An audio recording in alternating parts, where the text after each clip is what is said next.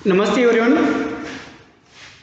आपको मैंने पिछले पीरियड में अल्फ्रेड नोबेल वैज्ञानिक अल्फ्रेड नोबेल के बारे में अल्फ्रेड नोबेल ಅವರು ಯಾವ ರೀತಿಯಾಗಿ ತಾನು ಶ್ರಮ ಪಟ್ಟಿರತಕ್ಕಂತ ಏನು ವಿಸ್ಫೋಟಕ ಈ ಬಾಂಬ್ ಅನ್ನು ಕಂಡು ಹಿಡಿದು ಅನಂತರದಲ್ಲಿ ಆ ಬಾಂಬಿನಿಂದ ಅಲ್ಲಿ ಆಗಿರತಕ್ಕಂತ ಅನಾಹುತಗಳಿಗೆ ನಾನೇ ಕಾರಣ ಅಂತ ಅಂದ್ಬಿಟ್ಟು ಏನಪ್ಪ ಅಂದರೆ ಆ ವಿಸ್ಫೋಟಕದಲ್ಲಿ ಇವರು ಕೂಡ ತೀರ್ಕೊಂಡಾಗ ಆದರೆ ಅವರು ಸಾಯುವ ಲಾಸ್ಟ್ ಮೂಮೆಂಟಿಗೆ ಹೇಳ್ತಾ ಇದ್ದಾನೆ, ನಾನು ಕಂಡು ಹಿಡಿಬಾರ್ದಾಗಿತ್ತು, ಈ ಮಾನವರ ಮೇಲೆ ಪ್ರಯೋಗವಾಗಿ ಜಸ್ಟ್ ಈ ರೀತಿಯಾಗಿ ಅನಾಹುತಗಳು ಆಗ್ತಾ ಇದ್ದಾವೆ ಅಂತ ನನಗೆ ಗೊತ್ತಿರಲಿಲ್ಲ, ಆದರೆ ನಾನು ಕಂಡು ಹಿಡಿದ್ಬಿಟ್ಟು ಈ ಮಾನವ ಜನಾಂಗಕ್ಕೆ ನಾನು ನಾಶವನ್ನು ಮಾಡ್ತಾ ಇದ್ದೇನೆ.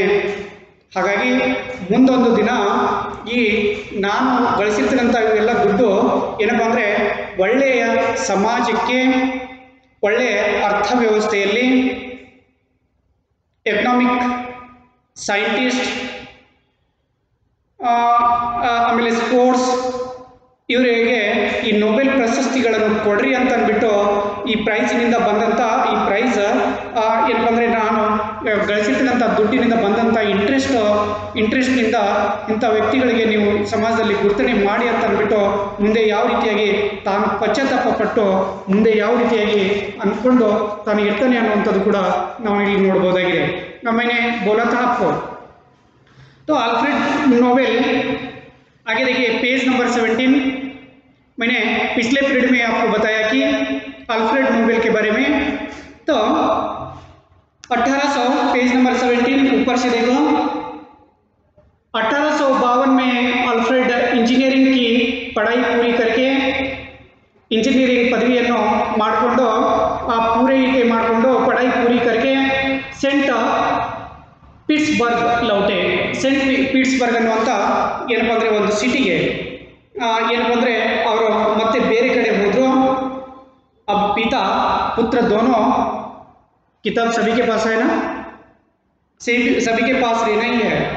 अब पिता पुत्र दोनों ने इस दिशा ಅಂದರೆ ದಿಕ್ಕುಗಳ ಏನಪ್ಪ ಅಂದರೆ ಮಾರ್ಗವಾಗಿ ನಯೇ ಶೋಧ करने में आरंभ किए.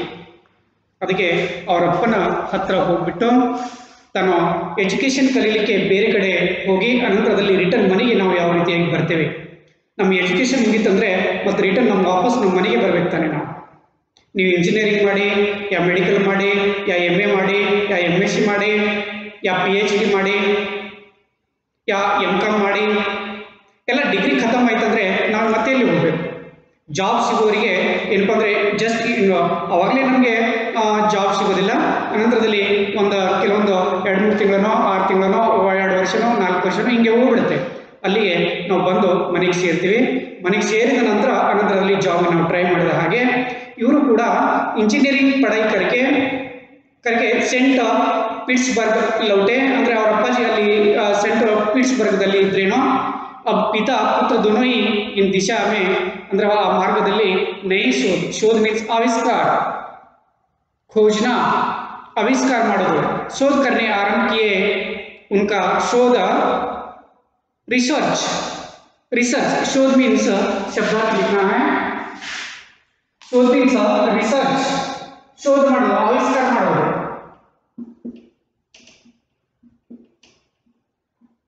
शब्दार्थ रिसर्च, खोजना,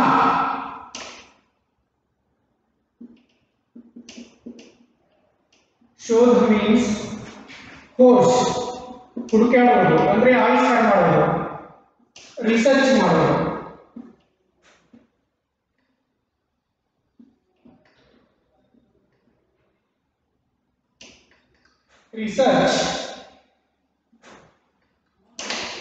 रिसर्च करना, ओके, खोज करना. नाइट्रोग्लिसरीन ಅದು ಒಂದು ಕೆಮಿಕಲ್. नाइट्रोग्लिसरीन ಅನ್ನೋದು किताब देखो सभी. नाइट्रोग्लिसरीन के सुरक्षित परिवहन, लाना ले जाना. परिवहन मीन्स लाना ले जाना, ट्रांसपोर्टेशन ಅಂದರೆ ಆಮದು ಮತ್ತು ರಫ್ತು ಮಾಡ್ತಾರಲ್ಲ ಗಾಡಿಗಳಲ್ಲಿ, ಹಡಗುಗಳಲ್ಲಿ. ಟ್ರಾನ್ಸ್ಪೋರ್ಟೇಷನ್, ಇಲ್ಲಿದ್ದ ಮಾಲ್ ಬೇರೆ ಕಡೆ ಹೋಯ್ದು ಕಾಯಿಪಲ್ಯನು ಬೇರೆ ಕಡೆ ಹಿಂಗೆ ಟ್ರಾನ್ಸ್ಪೋರ್ಟೇಷನ್ ಮಾಡ್ತಾರಲ್ಲ, ಅದಕ್ಕೆ ಪರಿವಹನ ಅಂತಾರೆ. ಪರಿವಹನ परिवहन ट्रांसपोर्टेशन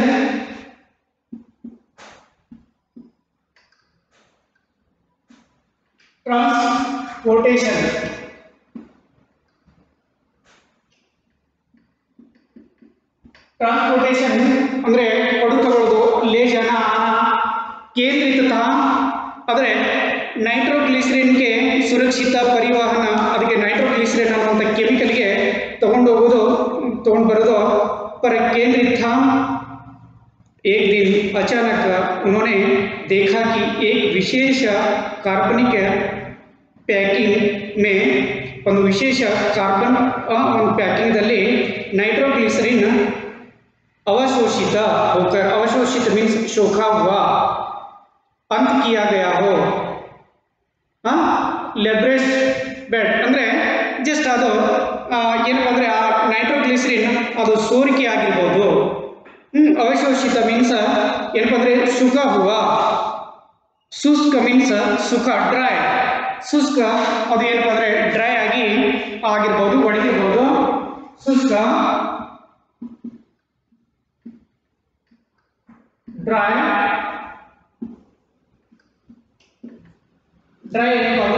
पदार्थ में बदल जाता है. अवशोषित ಅಂದ್ರೆ ಆ ಶೋಷಣೆ ಮಾಡಲಾರದೆ ಏನಪ್ಪ ಅಂದರೆ ಹೋಗರ್ ಶುಷ್ಕ ಪದಾರ್ಥ ಅದು ಗಟ್ಟಿ ಆಗಿಬಿಟ್ಟು ಪದಾರ್ಥ ಮೇ ಬದಲ್ ಜಾತ है, ಮತ್ತೊಂದು ಗಟ್ಟಿ ಪದಾರ್ಥಗಳಲ್ಲಿ ಗಟ್ಟಿಯಾಗಿ ಅದು ಚೇಂಜ್ ಆಗ್ತಾ ಇದೆ. इससे ब्लास्टिंग ऑयल की सार संभाल आसान हो गई. ಬ್ಲಾಸ್ಟಿಂಗ್ ಕೆಮಿಕಲ್ ಇದು ಯೂಸ್ ಮಾಡಿ ನೀವು ಬ್ಲಾಸ್ಟಿಂಗ್ ಇದು ನೋಡಿರಲ್ಲ, ಅಂದರೆ ಖಣಿಗಳಲ್ಲಿ ಕಲ್ಲಿನ ಖಣಿಗಳಲ್ಲಿ ಮದ್ದು ಇಷ್ಟಿಷ್ಟೇ ತೈಲಗಳು ಇರ್ತಾವೆ ನೋಡಿ. ಆ ತೈಲಗಳು ಜಸ್ಟ್ ಅದರಲ್ಲಿ ಏನಪ್ಪ ಅಂದರೆ ನಿಮೋನಿಯಾ ಅಂತಾರೆ ಅದಕ್ಕೆ. ಅಮೋನಿಯಾ ಅನ್ನುವಂಥ ಗೊಬ್ಬರ ಟೈಪ್ ಇರುತ್ತೆ, ಬಿಳಿದ ಆ ಗೊಬ್ಬರ ಟೈಪ್ ಇರ್ತಕ್ಕಂಥ ಬ್ಲಾಸ್ಟಿಂಗ್ ಆಗೋಕ್ಕೆ ಅದು ಕೆಳಗಡೆ ಆ ಹೋಲ್ನಲ್ಲಿ ಹಾಕಿ ಮತ್ತು ಏನಪ್ಪ ಅಂದರೆ ಆ ಇಷ್ಟೇ ತೈತ ಇರ್ತಕ್ಕಂಥದ್ದನ್ನು ಇಲ್ಲ ದೊಡ್ಡ ದೊಡ್ಡ ಬಾವಿ ಕೆಡಿದಾಗ ಆ ಬ್ಲಾಸ್ಟಿಂಗ್ ಮಾಡ್ತಾರೆ ನೋಡಿ. ಈ ರೀತಿಯಾಗಿ ಆವಿಷ್ಕಾರ ಮಾಡಿದ ಈ ಬಾಂಬ್ ಅಷ್ಟೇ ಅಲ್ಲ, ಈ ಹೋಲ್ಗಳನ್ನು ಹಾಕಿದ್ರೆ ಆ ಬ್ಲಾಸ್ಟಿಂಗ್ ಮಾಡೋದು ಆ ಗ್ಲಿಸರಿನ್ ಅನ್ನುವಂಥ ಕೆಮಿಕಲ್ ಅದರ ಬಗ್ಗೆ ಹೇಳ್ತಾ ಇದ್ದಾರೆ. ब्लास्टिंग ऑयल की साथ ही इनका नई खोज से भविष्य ये डायनामिट के निर्माण में सफल हुआ. डायनामिट ಅನ್ನುವಂಥ ಅದು ಕೂಡ ಏನಪ್ಪ ಅಂದರೆ ರಾಸಾಯನಿಕ ವಸ್ತು ಅದು. तब से ये डायनामिट ಅಂದರೆ डायनामिट ಏನಪ್ಪ ಅಂದರೆ ವಿಸ್ಫೋಟಕ ಜನಕ कहा जाने लगा. ಈ ಡೈನಾಮಿಟ್ ಅಂದರೆ ಬಾಂಬ್ ನಿರ್ಮಾಣಗಳ ಅಂದರೆ ವಿಸ್ಫೋಟಕದ ಜನಕ ಅಂತ ಯಾರಿಗೆ ಕರೀತಾರೆ ಅಂದರೆ ಆಲ್ಫ್ರೆಡ್ ನೋಬೆಲ್ಗೆ. ಹಾಗಾಗಿ ಭಾಳ ಖುಷಿನೂ ಅನ್ನಿಸ್ತು. ಅನಂತರದಲ್ಲಿ ಆ ಖುಷಿಯಲ್ಲಿ ಜನರಿಗೆ ನಾನು ಜನರ ಜೀವನವನ್ನು ಬಲಿ ತಗೊಳ್ತಾ ಇದ್ದೀನಲ್ಲ ಅಂತ ಅಂದ್ಬಿಟ್ಟು ತಾನು ಪಶ್ಚಾತ್ತಾಪ ಪಟ್ಟು ಅದನ್ನೆಲ್ಲ ಯಾವ ರೀತಿಯಾಗಿ ಲಾಸ್ಟ್ ಮೂಮೆಂಟಿಗೆ ಅದನ್ನೇ ತ್ಯಾಗ ಮಾಡಿಬಿಟ್ಟು ತನಗೆ ಬಂದಿರ್ತಕ್ಕಂಥ ಪ್ರೈಸ್ಗಳೆಲ್ಲವೂ ಕೂಡ ಅದರಿಂದ ಬಂದಿರತಕ್ಕಂಥ ಇಂಟ್ರೆಸ್ಟ್ ಒಳ್ಳೆ ವ್ಯಕ್ತಿಗಳಿಗೆ, ಒಳ್ಳೆ ಸೈಂಟಿಸ್ಟ್ಗಳಿಗೆ, ಒಳ್ಳೆ ಸಾಹಿತ್ಯಕಾರರಿಗೆ, ಒಳ್ಳೆ ಸ್ಪೋರ್ಟ್ಸ್ಮನ್ಗಳಿಗೆ, ಒಳ್ಳೆ ಆರ್ಥಿಕ ತಜ್ಞರಿಗೆ ಇದನ್ನು ಕೊಡ್ರಿ ಅಂತಂದ್ಬಿಟ್ಟು ಜಸ್ಟ್ ಈ ರೀತಿಯಾಗಿ ಒಬ್ಬ ಸೈಂಟಿಸ್ಟ್ ಆಗಿ ಒಳ್ಳೆ ಸಮಾಜಕ್ಕೆ ಕಾರ್ಯವನ್ನು ಏನಪ್ಪ ಅಂದರೆ ಒಳ್ಳೆ ಕಾರ್ಯ ಮಾಡೋದವರಿಗೆ ಅವರಿಗೆ ಸಪೋರ್ಟನ್ನು ಮಾಡಿರ್ತಕ್ಕಂಥದ್ದನ್ನು ನಾವು ಇಲ್ಲಿ ನೋಡ್ಬೋದಾಗಿದೆ. तब आगे क्या होता है देखिए 1800 इन ಕೆಳಗಡೆ ನೋಡ್ತಾ ಇರಬೇಕು.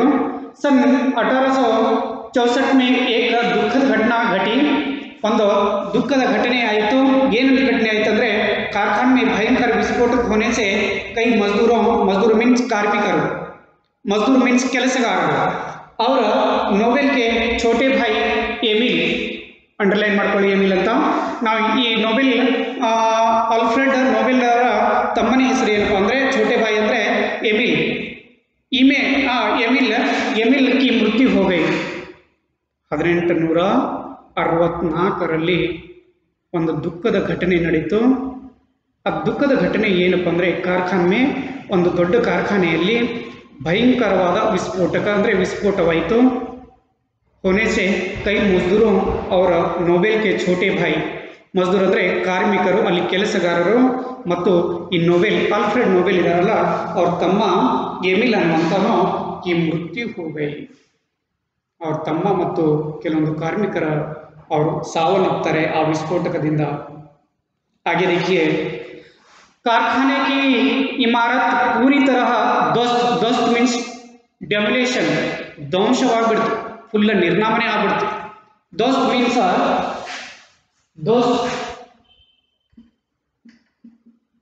ಧ್ವಂಸವಾಯಿತು. ಧ್ವस्त ಮೀನ್ಸ್ ಡೆಮೊಲೇಷನ್.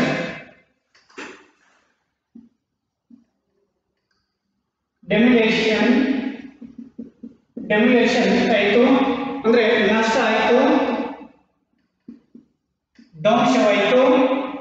ಧ್ವಸ್ತ ಗೈ ಅಂದ್ರೆ ಪೂರ್ತಿ ಕಾರ್ಖಾನೆ ಏನಪ್ಪ ಅಂದ್ರೆ ನಾಶವಾಯಿತು.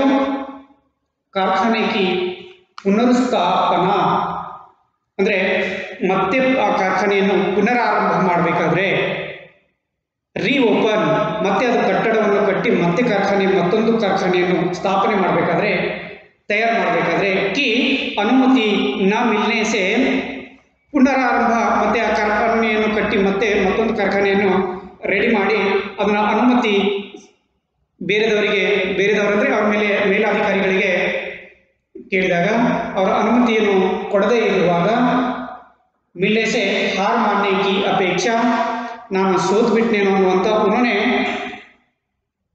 ಮಾಲಾರೇನ್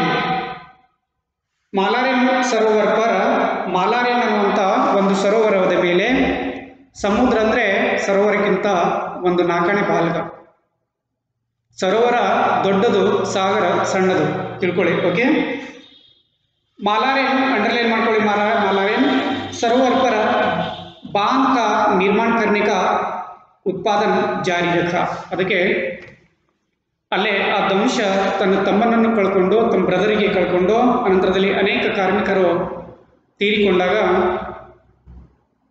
ಅದರಲ್ಲಿ ದುಃಖಿನಲ್ಲಿ ಇದ್ರೂ ಕೂಡ ಮತ್ತೆ ಆ ಕಾರ್ಖಾನೆಯನ್ನು ಮರುಸ್ಥಾಪನೆ ಮಾಡಬೇಕು. ಆ ಕಾರ್ಖಾನೆಯನ್ನು ಸ್ಥಾಪನೆ ಮಾಡಬೇಕಂತ वो कारखानों को मरुस्थापना करने के लिए उन्होंने अनुमति बड़े अधिकारियों से पूछते हैं, तो अनुमति नहीं मिलने वक्त उन्होंने हार मानकर एक बड़ा सागर के मलारेन एक सरोवर, सागर या सरोवर, ये सागर या सरोवर के पास जाकर एक बांध निर्माण ಅಂದ್ರೆ ಆ ಕಟ್ಟಡವನ್ನು ಮತ್ತೆ ಅಲ್ಲಿ ಕಾರ್ಖಾನೆಯನ್ನು ಸ್ಥಾಪನೆ ಮಾಡ್ತಾನೆ. करके उत्पादन जारी रखा. तो देखिए,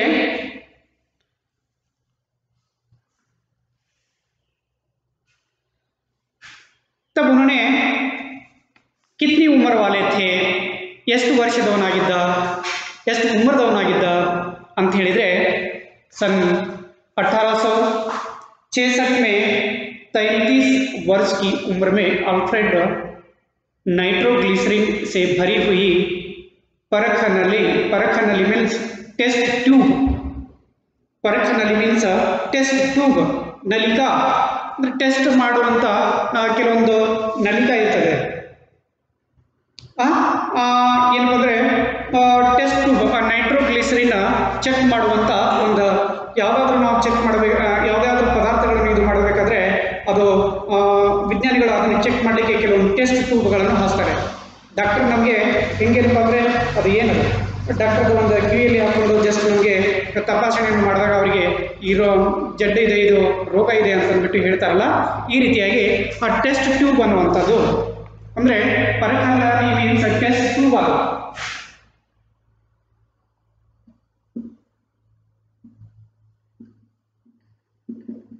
ಆ ಟೆಸ್ಟ್ ಟ್ಯೂಬ್ ಏನಪ್ಪ ಅಂದರೆ वैज्ञानिक यंत्र, एक वैज्ञानिक यंत्र टेस्ट ट्यूब एक वैज्ञानिक यंत्र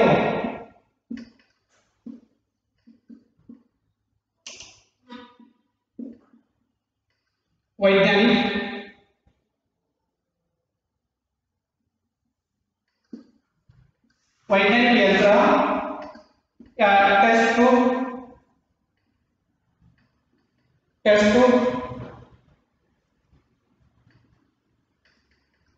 ಟೆಸ್ಟ್ ಟ್ಯೂಬ್.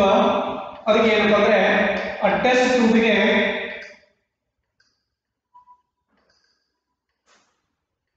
टेस्ट 2 परनाकली लड़की के सॉरी लकड़ी लकड़ी ಅಂದರೆ ಕಟ್ಟಿಗೆಯ ಬುರಾದೆ ಮೀನ್ಸ್ ಈಗ ಜಸ್ಟ್ ಕಟ್ಟಿಗೆ ಕಡಿತಿರ್ತಾರೆ ನೋಡಿ, ಕಟ್ಟಿಗೆಯನ್ನು ಕಡಿಯಿಂದ ಅದ್ರ ಬೂಶಿ ಇರುತ್ತೆ ನೋಡಿ, ಹಿಂಗೆ ಕಟ್ಟಿಗೆಯನ್ನು ಕಡಿದಾಗ ಒಂದು ಕರಗಸವನ್ನು ಹಾಕಿದಾಗ ಅದ್ರ ಕೆಳಗಡೆ ಚೂರು ಚೂರು ಸಣ್ಣ ಚೂರು ಅಥವಾ ಇದ್ದಿಲಿಯನ್ನು ಸ್ವಲ್ಪ ಪುಡಿ ಮಾಡಿ ಚೂರುಗಳು ಉಳಿದಿರ್ತಾವಲ್ಲ, ಅದಕ್ಕೆ ಅದು ಇದೆ ಹೇಳ್ತಾರೆ, ಬುರಾದೆ ಅಂತಾರೆ ಅದಕ್ಕೆ. ಪರಕನಲ್ಲಿ ಲಕಡಿ ಕೆ ಬುರಾದೆ ಅಂದರೆ ಕಟ್ಟಿಗೆಯ ಅದು ಬೂಶ್, ನೀವೇನಂತಾರೆ ಅದಕ್ಕೆ, ಜಸ್ಟ್ ನಾವು ಅದಕ್ಕೆ ಬೂಸ್ ಅಂತ ಕರಿತೀವಿ, ಬಟ್ ಜಸ್ಟ್ ಏನಂತಾರೆ ಚೂರ್ ಅಂತ ಕರೀತಾರಲ್ಲ, ಆ ಚೂರ್ से बुरादे से भरे डिब्बे में गिरती ग्लिसरीन आ डिब्बेಗಳಲ್ಲಿ ಹಾಕಿದಾಗ लकड़ी के बुरादे ने नाइट्रोग्लिसरीन सोख लिया था ಅಂದರೆ ಅದರದ ಏನಪ್ಪ ಅಂದರೆ ಅದು ವೈಜ್ಞಾನಿಕವಾಗಿ ಅದರದ ಕಟ್ಟಿಗೆಯಲ್ಲಿ ಅದರಲ್ಲಿ ಏನೋ ಅಂಟ್ಕೊಂಡ್ಬಿಟ್ಟಿತ್ತು. यदि या नीचे गिरता तो अल्फ्रेड सहित प्रयोगशाला में कार्यरत सभी लोग मर जाते हैं. ಅದು ಆ ಕಟ್ಟಿಗೆ ಬೂಸಿನಲ್ಲಿ ಆ ಗ್ಲಿಸರಿನ್ ಅನ್ನುವಂಥದ್ದು ಅದನ್ನು ಸೇರಿಸಿದಾಗ ಏನಪ್ಪ ಅಂದರೆ ನೈಟ್ರೋಗ್ಲಿಸರಿನ್ ಶೋಖಲಿಯಾತ ಅಂದರೆ ಅದು ಒಳಗಡೆ ಹೋಗಿದಾಗ ಅದು ವಿಸ್ಫೋಟಕ ಆಗುತ್ತೆ ಕಾಣಿಸುತ್ತೆ. ಯದಿಯ ನೀಚೆ ಗಿರ್ತಾ ಅದು ಆ ಕಟ್ಟಿಗೆಯ ಬೂಸಿನಲ್ಲಿ ಹಾಗೆ ಇಟ್ಟಿರ್ತಕ್ಕಂಥ ಗ್ಲಿಸರಿನ್ ಸೇರಿಕೊಂಡು ಏನಪ್ಪ ಅಂದರೆ ಅದು ಬೆಂಕಿಯನ್ನು ಹೊತ್ಕೊಂಡು ಅದು ಕೆಳಗಡೆ ಇಳಿತದ ಕಾಣಿಸುತ್ತೆ. ತೋ ಆಲ್ಫ್ರೆಡ್ ಸಹಿತ ಪ್ರಯೋಗಶಾಲೆ ಆ ಪ್ರಯೋಗಶಾಲೆಯಲ್ಲಿ ಈ ಪ್ರಯೋಗವನ್ನು ಮಾಡ್ತಾ ಇರ್ತಾರೆ. ಅವಾಗ ವಿಸ್ಫೋಟಕಗೊಂಡು ಇದರಲ್ಲಿ ಆಲ್ಫ್ರೆಡ್ ನೋವೆಲ್ ಕೂಡ ಏನಪ್ಪ ಅಂದರೆ ಕಾರ್ಯರತ ಸಭೆ ಲೋಕ್ ಮರ್ ಜಾತೆ ಹೈ. ಇಲ್ಲಿ ಆಲ್ಫ್ರೆಡ್ ನೋಬೆಲ್ ಕೂಡ ಸಾಯ್ತಾ ಇದ್ದಾನೆ ಅನ್ನುವಂಥದ್ದು ಕೂಡ ನಾವಿಲ್ಲಿ ನೋಡ್ಬೋದಾಗಿದೆ. ಆಲ್ಫ್ರೆಡ್ ನೋಬೆಲ್ ಮುಂದೆ ಸತ್ತು ಅನಂತರದಲ್ಲಿ ಜಸ್ಟ್ ಯಾವ ರೀತಿಯಾಗಿ ಅವರು ಮುಂದೆ ತನ್ನ ಕಾರ್ಯಾರಂಭವನ್ನು ಮಾಡ್ತಾ ಇದ್ದಾರೆ ಅನ್ನುವಂಥದ್ದು ನಾವಿಲ್ಲಿ ನೋಡ್ಬೋದಾಗಿದೆ. तो लकड़ी की बुरादे ಏನಪ್ಪ ಅಂದ್ರೆ ಚೂರ್ಣಗಳಿದಾವಲ್ಲ, में मिली नाइट्रोग्लिसरीन की जांच मीन्स परीक्षा करने पर पाया कि उसमें उतना विस्फोटक नहीं है जितना तरल मीन्स द्रव्य, लिक्विड, तरल मीन्स लिक्विड, तरल लिखो लिक्विड,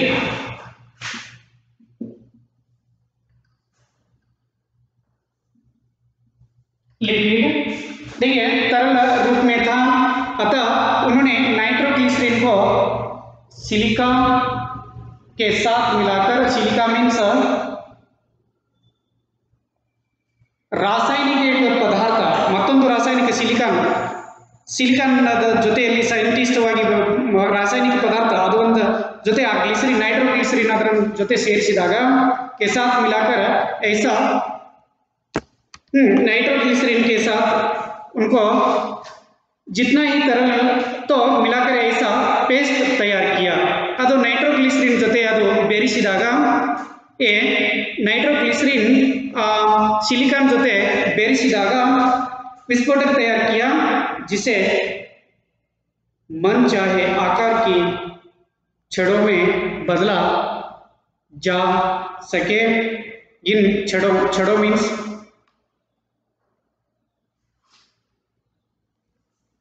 छड़ों मीन्स धातु के लंबे टुकड़े. छड़ों मीन्स ಏನಪ್ಪ ಅಂದ್ರೆ ಚಡಿ, ನಾವು ರಾಡ್ ಅಂತ ನೋಡಿ, ರಾಡ್ ಅದು छड़ों के मीन्स रॉड, रॉड्स, छड़ों मीन्स रॉड.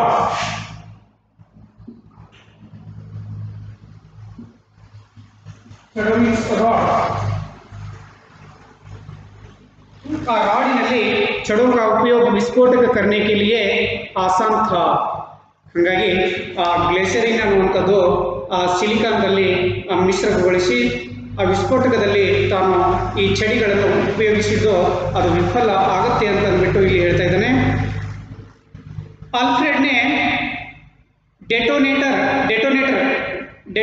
ಅಂದರೆ ಕಲ್ಲಿನ ಕಣಿಗಳಲ್ಲಿ ತೈಲವನ್ನು ಹಾಕಿ ಸ್ಫೋಟಕವನ್ನು ಮಾಡ್ತಾರಲ್ಲ, ಅದಕ್ಕೆ ಡೆಟೋನೇಟರ್ ಅಂತಾರೆ. का आविष्कार भी किया उन्होंने अपने डायनामाइट ಅಂದ್ರೆ ವಿಸ್ಫೋಟಕ ಆವಿಷ್ಕಾರ के व्यावसायिक इस्तेमाल का विचार बनाया। सन 1867 में उन्होंने डायनामिट का ही ब्रिटिश पेटेंट मीन्स किसी आविष्कार खोज पर मिलने वाला एक अधिकार ಪೇಟೆಂಟ್ ಅದು ಒಂದು ಅಧಿಕಾರ ಆವಿಷ್ಕಾರ ಮಾಡಿದ ಮೇಲೆ ಒಂದು ಅಧಿಕಾರ ಸಿಗುತ್ತಲ್ಲ ಅದು ಪೇಟೆಂಟ್ ಅದಕ್ಕೆ ಹೇಳ್ತಾ ಇದ್ದಾರೆ। सन 1868 में ही अमेरिका पेटेंट ಆವಿಷ್ಕಾರ ಸಿಕ್ಕಾಗ ಪ್ರಾಪ್ತ ಕಿಯಾ ಅಂದರೆ ಅವನಿಗೆ ಒಂದು ಅಧಿಕಾರ ಸಿಕ್ತು, ಆ ವಿಸ್ಫೋಟಕದ ಒಬ್ಬ ಲೀಡರ್ ಆಗಿಬಿಟ್ಟ। सन 1889 में उन्होंने बेलिस्टाइट नामक धुआं रहित ಅಂದರೆ ಹೊಗೆ ರಹಿತ ವಿಸ್ಫೋಟಕ बनाया। ಯಾವುದೇ ವಿಸ್ಫೋಟಕ ಆಗಲಿ ಹೊಗೆಗಳು ಬರ್ತವೆ, ಯಾವುದೇ ವಿಸ್ಫೋಟಕ ವಸ್ತುಗಳಲ್ಲಿ ಇದೇ ನೀವು ಅಟಮ್ ಬಾಂಬ್ ಅನ್ನು ತಗೊಳ್ಳಿ, ಈ ಚೋಟೆ ಹೊಡಿತಿರಲ್ಲ ಅದೇ ಎಷ್ಟು ಹೊಗೆ ಬರುತ್ತೆ ನೋಡಿ, ಇವೆಲ್ಲ ಕಂಡು ಹಿಡಿದವನು ಯಾರು ಅಂದರೆ ಆಲ್ಫ್ರೆಡ್ ನೊಬೆಲ್ನೇ। ಹಾಗಾಗಿ ಧುವೆ ರಹಿತ ಅಂದ್ರೆ ಹೊಗೆ ರಹಿತ विस्फोटक बनाया। अपने 335 पेटेंटों में अधिकारिಗಳಲ್ಲಿ में उन्होंने कृत्रिम रबड़ मीन्स व्यर्थ चमड़े ಅಂದ್ರೆ व्यर्थ चमड़े रबड़ मीन्स